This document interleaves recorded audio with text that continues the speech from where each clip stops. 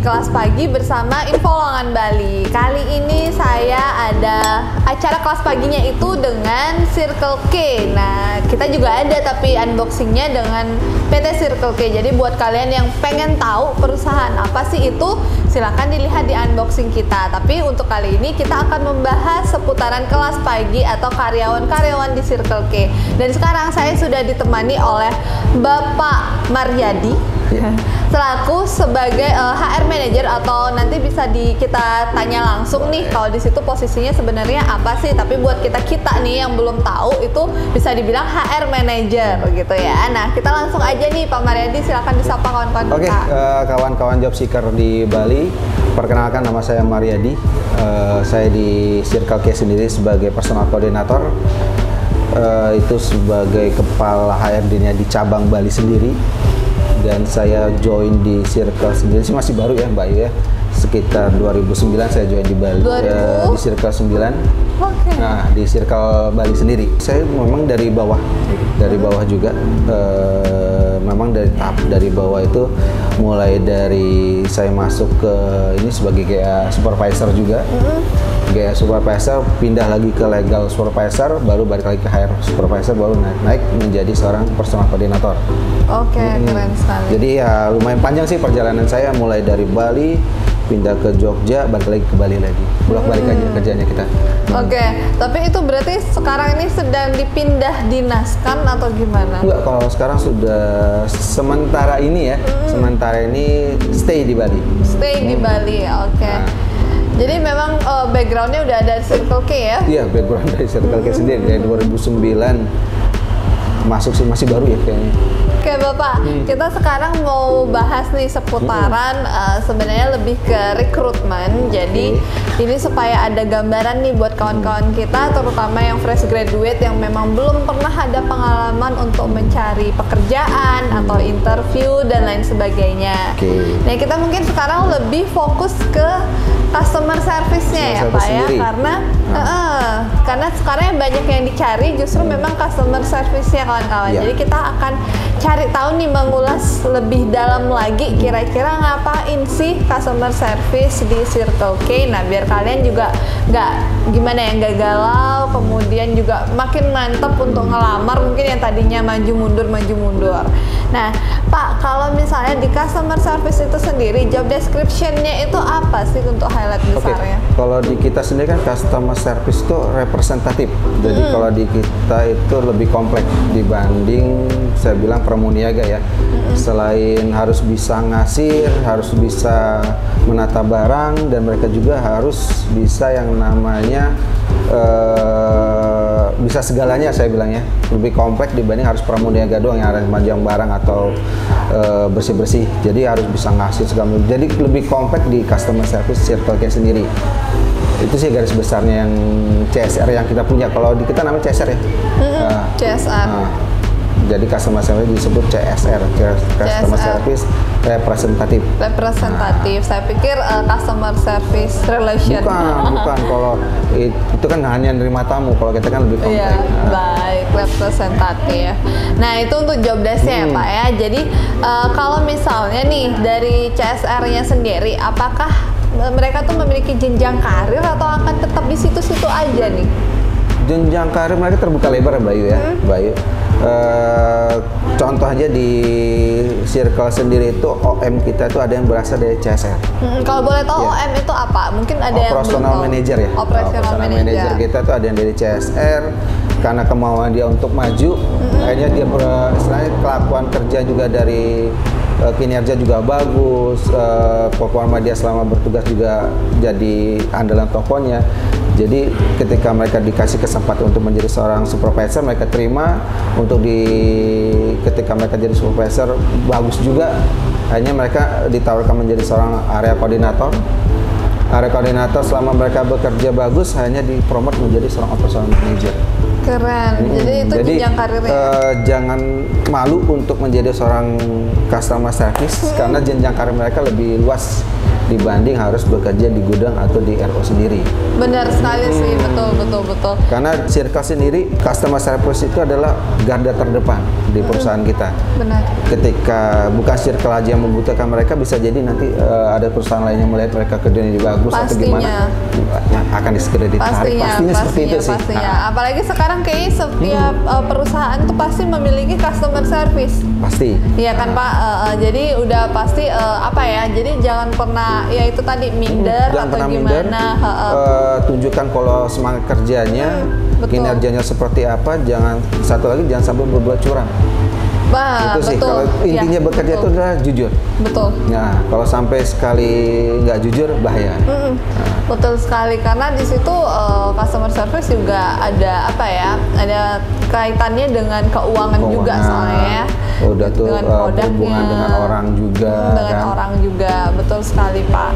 Kemudian kalau boleh tahu nih proses rekrutmennya sendiri, ketika sebelum akhirnya Bapak memutuskan untuk memanggil kandidat ini untuk datang interview, biasanya tahapan pertama itu apa sebelum memanggil mereka untuk interview? Pertama sih kalau di Circle sendiri, ketika lamaran itu datang ke kantor atau bisa lewat email, kita sortir dulu. Kita sortir, kita lihat juga dari segi umur, dari CV-nya seperti apa, pernah bekerja di mana atau gimana. Setelah itu sortiran selesai, baru kita panggil kandidatnya untuk proses tes dan interviewnya. Nah, jadi ini nih yang kelemahan dari pelamar sekarang. Ketika mereka sudah memberikan lamaran kerja ke kantor atau gimana, masalahnya cuma satu, nomor teleponnya yang kadang-kadang nggak bisa dihubungin. Benar banget Pak, benar. Saya nggak tahu sih anak muda sekarang apakah karena kartu perdana itu lebih murah, maka sering gonta-ganti nomor telepon. Itu yang menyulitkan kadang-kadang, bukan perusahaan Circle doang ya, mungkin perusahaan lain juga bisa merasakan. Pasti. Ketika dihubungin, ternyata bukan nomornya dia. Betul. Bisa jadi dihubungin lagi, maaf Pak, bukan nomor saya atau nomor orang lain. Kadang-kadang nomor orang tua, kadang-kadang nomor pacarnya, kadang-kadang nomor. Benar sekali. Pokoknya di luar dari dia sendiri. Nah, itu yang kadang-kadang menyulitkan bagi pelamar kerja itu sendiri. Benar.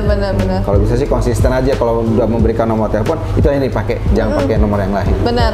Itu yang pengalaman yang pernah saya rasakan juga. Jadi kadang-kadang nomor orang tuanya, kemudian ya udah ketika kita ada peluang nih, padahal udah ada peluang nih buat kalian interview, tapi cuma gara-gara nomor telepon tadi hilanglah peluang itu, karena bisa jadi kesempatan itu hari ini gitu ya Pak ya gitu, tapi ternyata sudah diambil orang lain gitu, karena pasti Bapak manggilnya nggak cuma dia kan gitu, satu orang saja, pasti ada beberapa kandidat. Nah, ternyata siapa tahu kalian tuh memiliki potensi, tapi gara-gara nomor tadi hilang sudah kesempatannya. Jadi itulah. Sedangkan email juga gitu ya Pak ya? Email juga seperti itu. Kadang yang sekarang itu dia nyatakan email tapi nggak pernah dibaca emailnya. Betul. Itu sih cuman hanya pemanis di dalam lamaran. Padahal itu lebih penting juga. Karena ketika mereka sudah mencantumkan itu, otomatis ketika tidak bisa dihubungi lewat nomor teleponnya, kita pasti email. Lewat email. Kita email. Dan apalagi kalau sekarang itu teknologi sudah maju, kita pakai aplikasi WA. Ketika nanti tersambung dengan WA, langsung kita sampaikan panggilan peluang kerjanya. Iya, karena kalau lewat WA lebih bisa dikontrol ya Pak ya. Gitu. Dibanding saya harus SMS atau gimana, kadang-kadang nggak nyampe SMS. Iya, betul banget. Sama seperti kalau di telepon nggak bisa ditelepon, ya udah, kalau WA kan bisa dilihat udah nyampe pesannya atau belum. Betul banget Pak.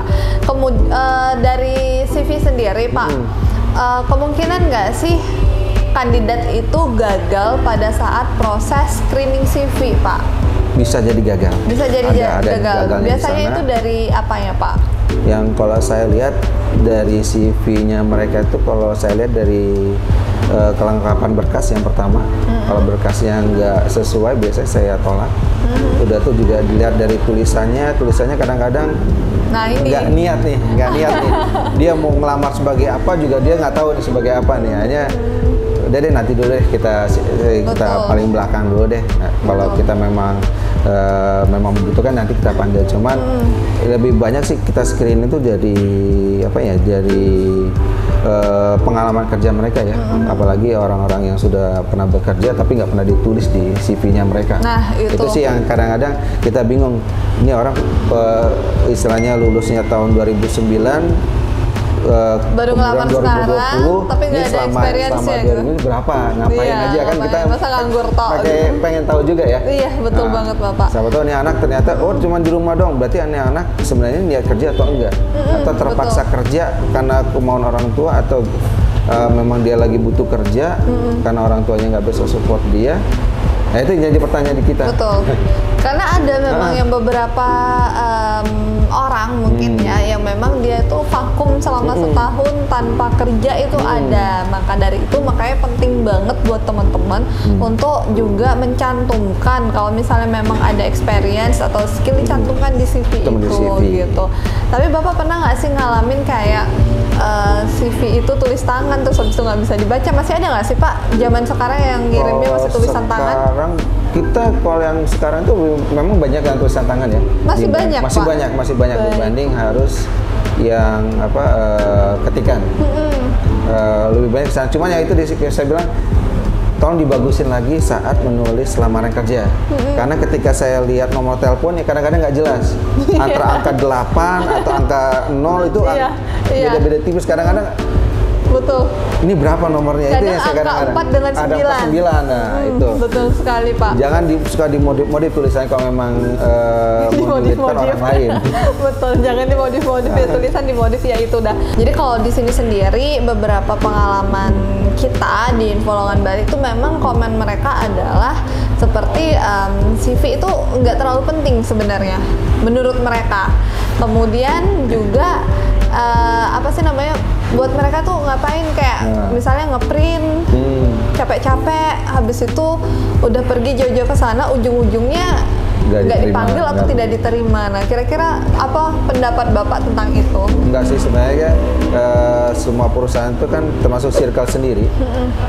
Ketika ada lamaran masuk itu kita lihat kebutuhan juga, lihat kebutuhannya juga, dan kita lihat juga alamat tempatnya mereka tinggal. Misalnya kayak di circle kita butuh daerah Kuta, ternyata lebih banyak orang melamar daerah Ubud. Makanya kita sortir juga nih, yang Ubud kita singkirkan dulu, kita amankan yang daerah Denpasar atau daerah Kuta yang lebih dekat dengan toko yang kita butuhkan. Baik. Ketika kita butuhnya untuk yang di Ubud yang kita panggil. Itu lagi alamat. Jangan malu-malu nulis alamatnya di mana, terutama untuk orang-orang perantauan. Misalnya orang dari Kelungkung ternyata dia tinggal di Denpasar, cuman dia di lamaran atau CV-nya dia tinggal di Kelungkung. Nah, itu yang kadang-kadang kita bilang, wah ternyata romonya di Kelungkung. Oh, mungkin dia mikirnya sesuai KTP kali ya Pak ya. Padahal kalaupun ngekos ya nggak masalah ya Pak ya. Nggak masalah. Kosnya yang penting nanti ketika lebih memang jelas, karena ketika nanti mereka lulus, kita akan menempatkan anak ini di toko yang terdekat yang dibutuhkan sama circle sendiri. Jadi kalau misalnya memang ngekos silahkan dicantumkan dan aja seandainya misalnya memang diterima, jadi ya tetap diupdate gitu alamatnya ya yang terbaru. Biar nanti ketika mereka dimutasi di toko di Denpasar nggak kejauhan. Itu sih. Betul. Oke Pak. Nah tadi juga sempat kan mengenai CV nih Pak. Jadi di situ ada yang kayak tadi tulis tangannya dimodifikasi, atau mungkin juga sebenarnya mereka punya skill atau experience tapi mereka nggak tahu ternyata harus dicantumin di CV. Karena ada beberapa orang yang memang masih belum mengerti cara membuat CV yang benar seperti apa Pak. Ada yang mungkin udah keren-keren nih template-nya, yaitu tadi nggak bagus, maksudnya isinya itu tidak nggak ngena gitu loh Pak gitu. Jadi ada juga yang mungkin sebenarnya udah bagus isinya tapi kita nggak bisa baca karena tulisan tangan tadi gitu.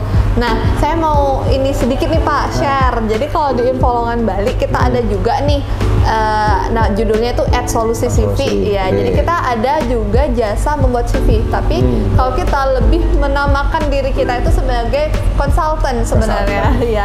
Jadi orang-orang yang buat CV di kita itu biasanya fresh graduate kebanyakan. Jadi mereka memang bingung cara membuat CV. Di situ iya dia bisa konsultasi Kemudian kita akan gali lagi, kalau memang nggak ada experience, kita akan gali lagi nih potensi dia atau skill dia apa, atau mungkin hobinya apa, seperti itu. Kemudian mungkin dari CV-nya apa nih, dibuat gimana supaya menarik nih, biar setidaknya dipanggil untuk interview.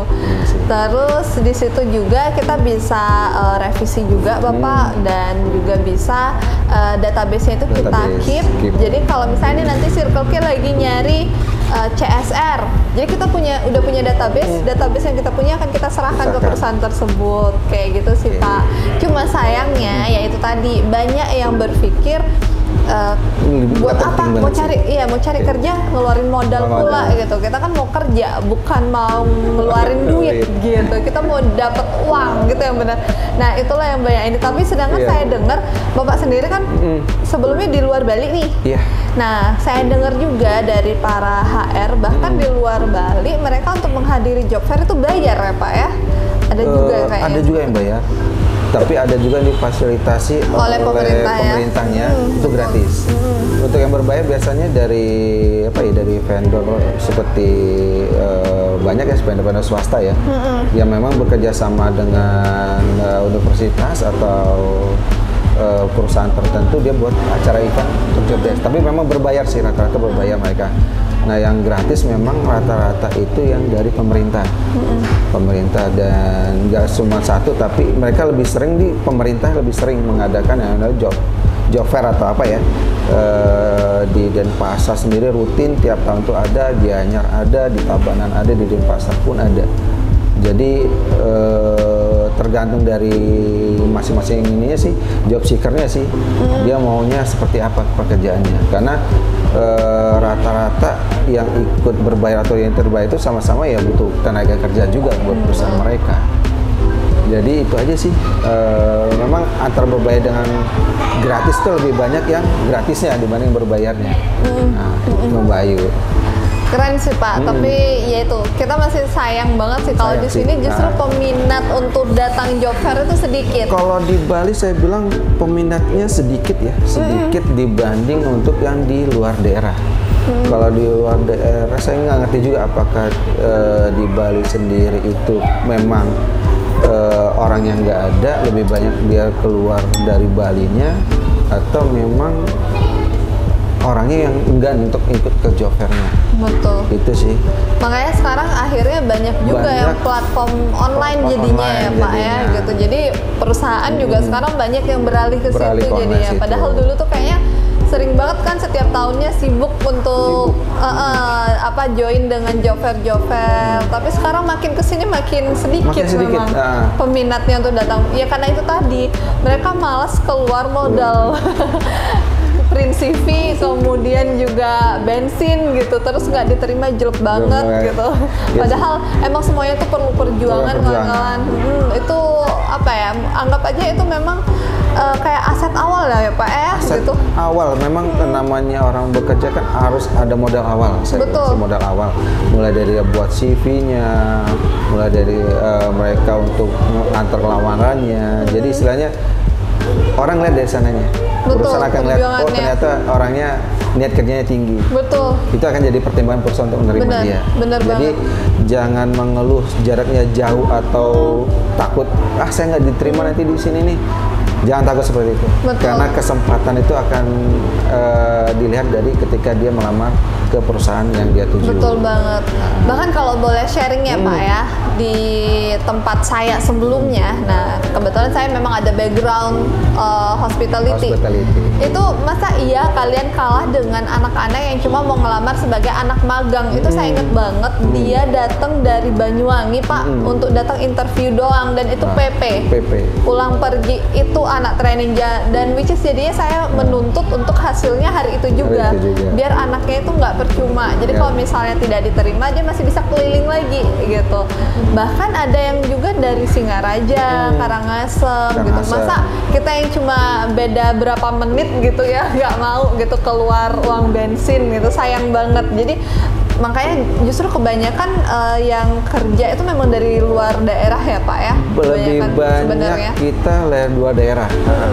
Sebelum pandemik ini circa rata-rata banyak kan dari pelamar luar daerah dibanding lokal Balinya. Memang sih perbandingannya kalau bisa bilang 60-40 ya. Kenapa saya bingung juga ketika kita mencari yang di lokal area sendiri kayak Denpasar itu kita agak kesulitan. Makanya kita untuk yang lokal kita mungkin agak minggir ke daerah Tabanan, Kelungkung, Singaraja dan Karangasem. Lebih baik seperti itu. Untuk yang ini ada cuma paling nggak nyampe ratusan orang ya Mbak ya. Sekitar 50 orang mungkin ada.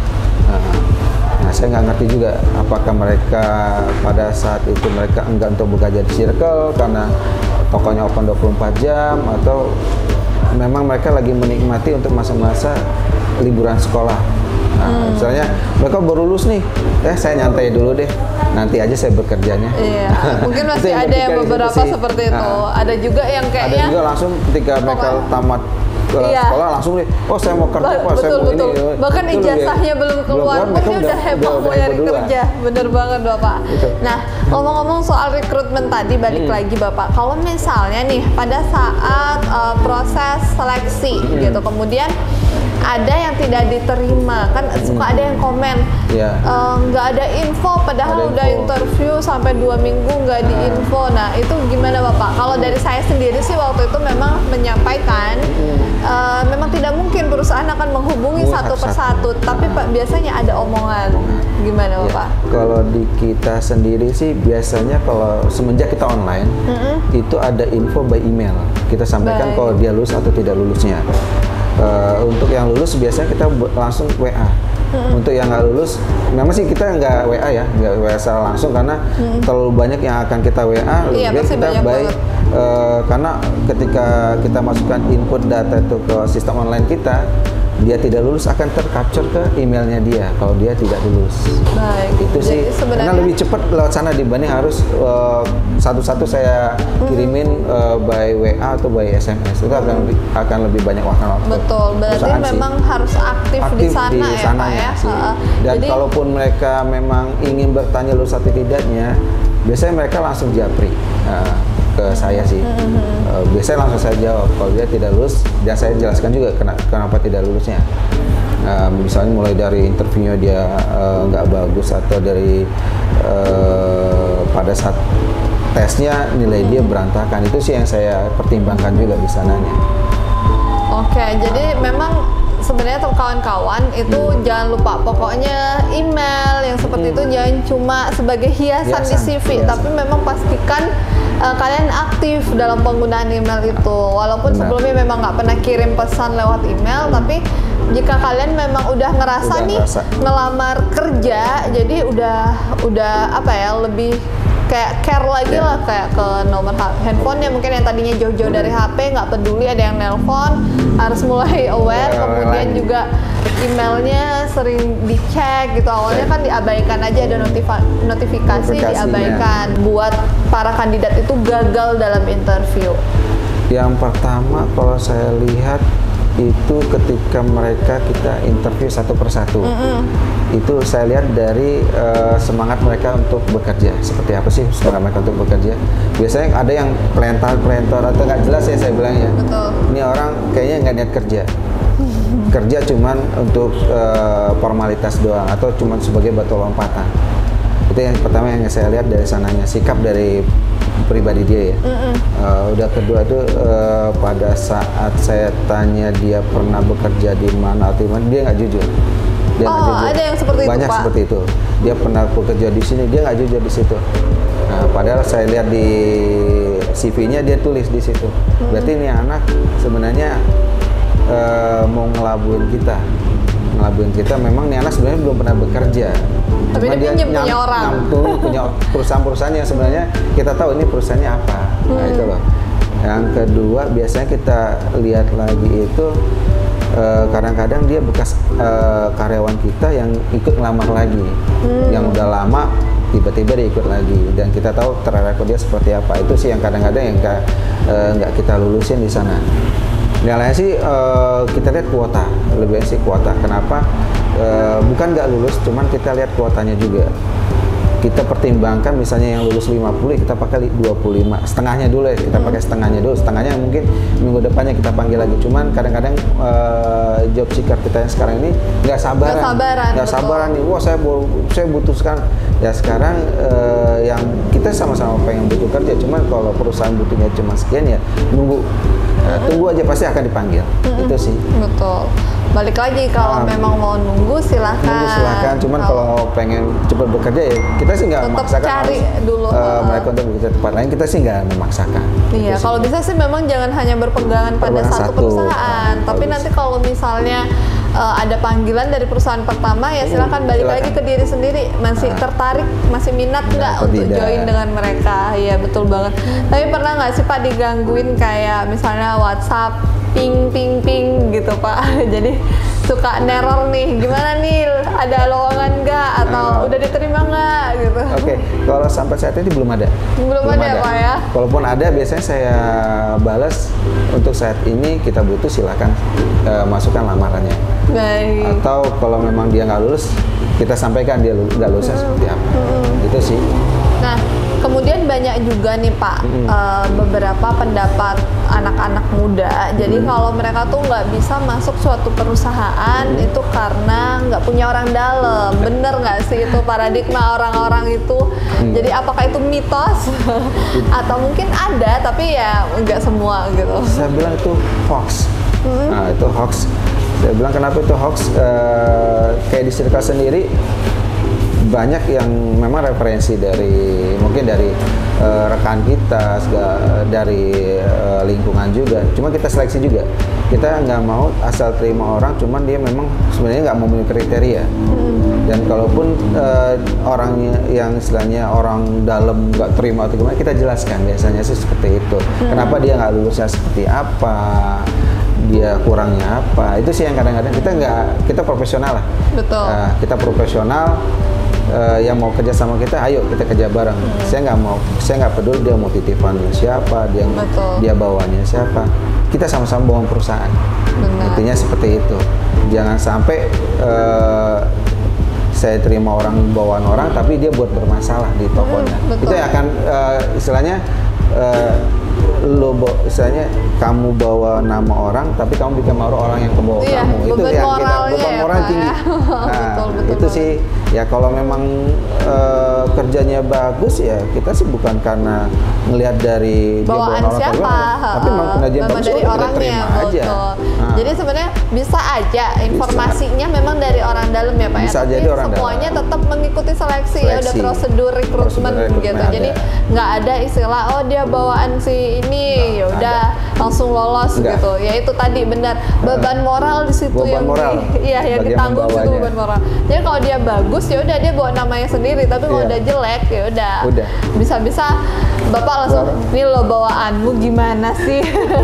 Seperti itu. Jadi itu beban moralnya kawan-kawan. Jadi sebenarnya kalian harusnya sudah terjawab ya, karena beberapa para HR ini juga sudah bilang kalau itu sebenarnya lebih ke mitos sih ya. Mungkin kalau dulu iya banyak banget perusahaan yang seperti itu. Dan kalau saya bilang kalau di pabrik mungkin iya ya kalau di pabrik ya. Cuman untuk saat ini sih kayaknya udah berkurang dari orang-orang stigma kalau nggak ada orang dalam nggak diterima itu udah mulai berkurang. Saya bilang sih stay itu. Betul. Sama kayak kalau masuk hotel itu kebanyakan kalau dulu banget kalau nggak punya orang dalam itu susah untuk masuk ke situ. Tapi sekarang memang para HR itu udah juga malah justru menghindari yang seperti itu karena itu rentan ada konflik juga kemudian kerjanya nggak nyaman biasanya. Iya. Kemudian Bapak ini dari tadi kita udah ngebahas soal karyawan dan lain sebagainya. Nah ini yang paling saya suka nih, sharing session. Jadi kita mau tahu dong backgroundnya Bapak, mungkin dulu gimana sih pendidikannya apa, kemudian sampai bisa menjadi seperti Bapak yang sekarang itu gimana sih perjalanan karirnya Bapak? Oke, mungkin agak melenceng ya dari pendidikan saya. Gak apa-apa, banyak yang seperti itu. Melenceng jauh, saya bilang sih melenceng jauh dari apa yang saya dapat waktu kuliah kemarin. Oke, dulu saya di SD ya, di SD, SMP, SMA saya di Lampung. Lulus ngambil D1 keperawatan. Oke. Sempat masuk keperawatan juga, D1 keperawatan. Pak, tolong rawat saya. Saya ya paham sedikit lah ilmu keperawatan tentang suntik menyuntik segala macam. Udah tuh diterima di UMPTN di Bali. Itu masuk ke Fakultas Pertanian. Nah, Fakultas Pertanian jurusan agribisnis. Keren banget, Pak. Makanya saya bilang saya melenceng jauh nih. Saya nggak tahu dunia ISA. Tapi setelah saya bekerja, saya paham dunia bekerja itu tidak mengandalkan gelar. Saya bilang untuk bagian-bagian tertentu saja mungkin membutuhkan gelar ya. Karena ketika saya masuk ke Sirka sendiri sebagai GA supervisor yang membawahi sebagai legal tahu sendiri kan harus lulusan hukum. Betul. Ternyata saya bukan background hukum, tapi saya bisa masuk ke sana. Ketika GA itu dipecah menjadi legal dan HR sendiri, berdiri sendiri, akhirnya saya milih ke legal juga. Hampir 2 tahunan saya masuk ke legal. Background saya tetap SP, sarjana pertanian. Akhirnya saya banyak belajar tentang perizinan, sudah tentang hukum segala macam. Jadi saya menemukan kalau ternyata pekerjaan ini membutuhkan yang namanya skill komunikasi kita sih sebenarnya. Benar, dibanding harus ilmu kita. Percuma ilmu hukum tapi kita nggak bisa komunikasi ke orang. Komunikasi itu yang paling ngobrol penting. Sama ini kita agak kaku, sama ini kita kaku. Nah itu ternyata di situ saya bilang, wah ternyata kita harus komunikasinya harus ada di sana. Betul. Karena selama ini memang banyakkan problem dalam pekerjaan itu adalah karena komunikasi ya Pak ya. Betul sekali. Komunikasinya. Itu sih setelah GA saya ditarik lagi ke HR. Saya lupa tahun 2000 berapa saya ditarik lagi ke HR ya. 2013 akhirnya saya kirim ke Jogja selama 3 bulan untuk jadi PJS sementara di sana, personal koordinator sementara di sana. Setelah 2014 saya ditarik lagi ke Bali selama 3 tahun, baru balik lagi ke Jogja lagi. Akhirnya 2019 saya baru balik lagi ke Bali. Nah, itu sih makanya saya bilang ilmu saya beda dengan pekerjaan saya. Baik. Jadi kalau misalnya ada yang sakit, Bapak suntik sendiri? Saya tahu obatnya apa. Oke. Kemudian Bapak kalau dulu setelah kuliah tuh apakah langsung memang kerja di Circle K atau sebelumnya ngelamar sana sini atau gimana? Ngelamar sana sini, pastinya iya. Pernah nggak ditolak Bapak? Pernah ditolak, sering. Sering ya Pak sering. Ya? Waktu itu pernah sampai ke tes kesehatan di Bank Nasional ya, cuman gagal di sana. Wah. Akhirnya coba melamar lagi tempat yang lain, akhirnya ya banyak sih, mulai dari surveyor, mulai dari salesman, saya jalanin semua. Nah, karena namanya saya bekerja, saya cari pengalaman dan cari salary juga. Jangan sampai cuman saya harus malu, harus gini, saya malu gini. Jangan malu untuk bekerja, saya bilang sih. Kalau malu kita nggak akan susah nyari kerjanya. Itu sih. Tapi itu kan dulu ya Pak ya. Nah, apalagi dulu nih ceritanya udah sarjana gitu, tapi kayak tadi tuh cuma jadi salesman misalnya atau yang lain lah, nggak kayak sekarang kan udah istilahnya kalau orang-orang dulu udah punya pangkat gitu. Nah, kira-kira dulu ada nggak omongan-omongan seperti itu Bapak? Enggak sih, kalau ada dulu awal saya masuk ke Bali, kuliah di Bali, pengennya sih cuma satu. Saya pengen lulus cepat kerja, itu doang sih. Nggak mikir dia mau kerja apa, yang penting saya kerja dulu deh. Nah, mau itu kerja apapun, yang penting saya tahu, oh kerjaan seperti ini, ya saya jalanin.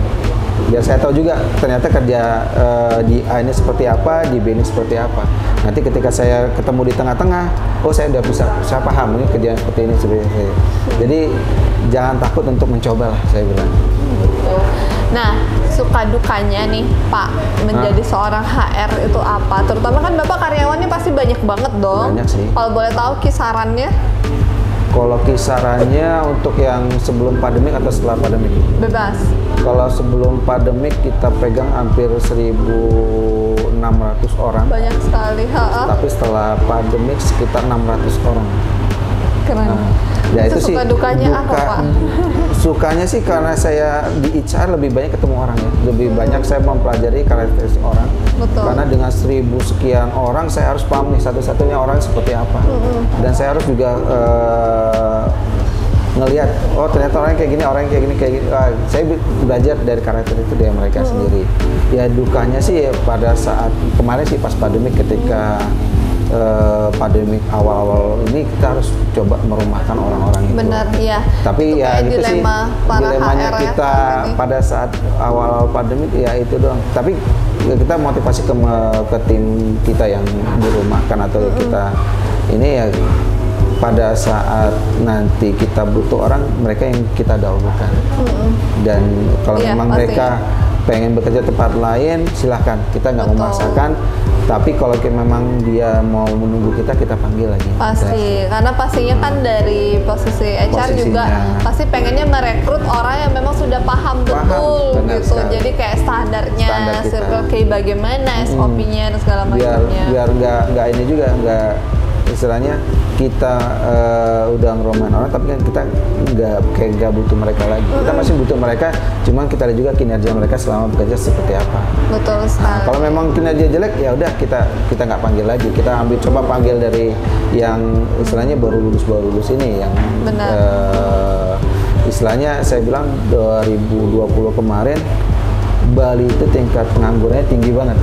Dan lulusan-lulusan tahun 2020 itu banyak yang menunggu pekerjaan, saya bilang. Makanya kita bantu deh yang lulusan 2000 tahun kemarin, saya bilangin kita masukin buat mereka juga biar ada pengalaman juga. Ketika nanti pandemik selesai, mereka udah siap. Kalau memang kita sih nggak memaksakan mereka harus udah di circle aja, enggak, kita persilakan bagi mereka untuk memang kalau memang mau ke perhotel lah, mau ke pariwisata, kita sih nggak melarang mereka, silakan aja. Tapi tolong jaga nama baik circle di tempat yang baru. Seperti itu sih. Iya. Jadi sebenarnya kalaupun sudah dapat kerja nih ya kawan-kawan, itu memang bukan berarti perjuangan kalian udah cukup sampai di situ, udah dapat kerja, selesai. Jadi memang banyak banget tantangan dan mungkin hal-hal yang nggak kita ekspektasikan ya sebelumnya, sama seperti pandemi ini. Kalau sebelumnya mungkin cuma bencana alam dan lain sebagainya masih bisa kita atur. Nah kalau yang kayak gini susah. Nah sama halnya kayak kinerja juga. Jadi perjuangan kalian nggak cukup sampai oh ya udah diterima, tapi di situ justru tantangan terbesarnya adalah bagaimana kalian tetap bisa mempertahankan posisi itu atau mungkin bisa lebih bagus lagi ya Pak ya. Saya konsistensinya juga saat bekerja juga diperlukan ya. Betul sekali. Jangan sampai pada saat awal-awal semangat, tapi ketika nanti bulan ketiga seterusnya mulai turun-turun dan mulai memperlihatkan gejala-gejala yang nggak bagus. Benar. Itu sih yang kadang-kadang. Banyaknya biasanya seperti itu. Karena goda-godaan yang terbanyak itu ya pada saat nanti udah ramai mulai tergoda lagi. Iya. Untuk mereka untuk berbuat curang atau tidak berlaku jujur. Nah, tapi itu sih memang banyak banget ya seperti itu ya Pak ya. Itu seperti apa ya? Itulah mungkin suka dukanya Bapak juga ya sebagai HR dari perusahaan retail ya gitu. Jadi memang itu cukup riskan, di mana juga Bapak nggak bisa menjangkau setiap outlet gitu ya Pak ya gitu. Jadi dengan ratusan outlet kita agak susah. Betul. Untuk satu outlet sendiri misalnya ada 6 orang, saya harus paham nih. Ada 6 kepala, saya harus paham karakteristik mereka masing-masing. Karena kan nggak mungkin 6 orang tuh akan sama kepalanya isinya. Betul. Mesti satu visi enggak juga, karena ada yang mesti yang begini, ada yang begini. Jadi coba kita satukan deh.